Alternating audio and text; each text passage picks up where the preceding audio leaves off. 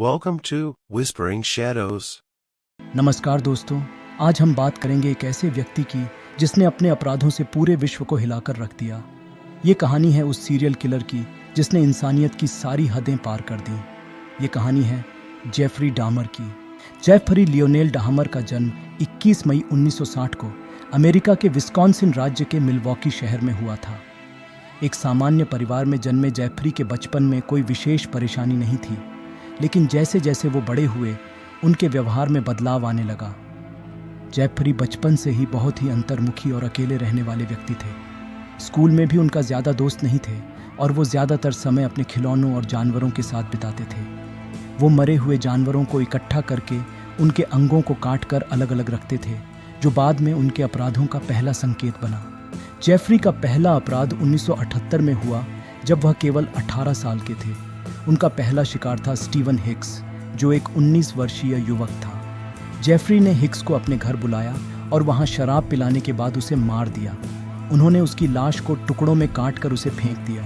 यह जेफरी के अपराधों की शुरुआत थी। अगले कुछ सालों में उन्होंने और भी कई लोगों को अपना शिकार बनाया। जेफरी का व्यवहार हमेशा ही विचित्र था। उन्होंने बताया कि उन्हें अपने शिकारों के साथ शारीरिक और मानसिक रूप से नियंत्रण का एहसास होता था। वो अपने शिकारों को अपने घर बुलाते, उन्हें अपने साथ शराब का सेवन करवाते और उनकी अलग अलग तस्वीरें खींचने को उकसाते। तस्वीरें कुछ अच्छी, कुछ अश्लील व कुछ दर्दनाक। वो अपने शिकारों को पहले बेहोश करते, फिर उनका गला दबाकर हत्या कर देते थे। उसके बाद वो उनके शवों के साथ अलग अलग प्रकार की हिंसक और अश्लील गतिविधियां करते थे। जेफरी ने अपने कई शिकारों के अंगों को काटकर उन्हें घर में सजाया और कुछ अंगों को पकाकर खा भी लिया। उनका अपराध का तरीका बहुत ही सटीक और संगठित था। जेफरी हमेशा ऐसे लोगों को चुनते थे जो समाज के निचले तबके से आते थे, जैसे कि गरीब, गैर यूरोपीय और समान लिंग के लोग। वो इन्हें अपने घर बुलाते और शराब पिलाकर या ड्रग्स देकर बेहोश कर देते थे। इसके बाद वो इनकी हत्या कर देते थे और उनकी लाशों को टुकड़ों में काटकर या तो घर में रख लेते थे या फिर फेंक देते थे। 22 जुलाई 1991 को जेफरी डामर की कहानी का अंत हो गया, जब उनके आखिरी शिकार ट्रेसी एडवर्ड्स किसी तरह भागने में कामयाब हो गए और पुलिस को उनकी हरकतों के बारे में बताया।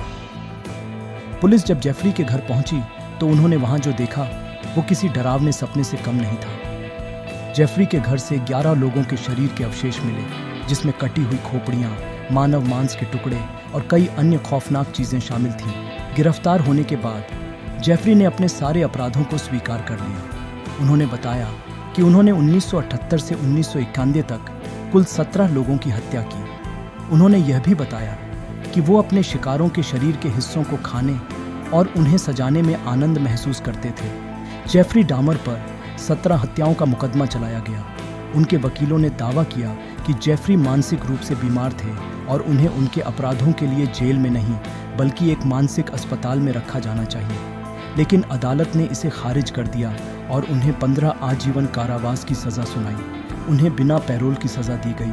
28 नवंबर 1944 को जेल में एक और कैदी क्रिस्टोफर स्कारवर ने जेफरी डामर की पीट पीट कर हत्या कर दी। उनकी मृत्यु के साथ ही इस क्रूर और भयावह कहानी का अंत हो गया। जेफरी डामर की कहानी इंसान की मानसिक स्थिति और उसके द्वारा की जा सकने वाली क्रूरता की हदों को दर्शाती है। यह हमें सोचने पर मजबूर करती है कि एक सामान्य दिखने वाले इंसान के अंदर कितना भयानक राक्षस छिपा हो सकता है। अगर आपको ये वीडियो पसंद आई हो तो इसे लाइक करें, हमारे चैनल को सब्सक्राइब करें और इस वीडियो को शेयर करना न भूलें। हम फिर मिलेंगे एक और दिलचस्प कहानी के साथ।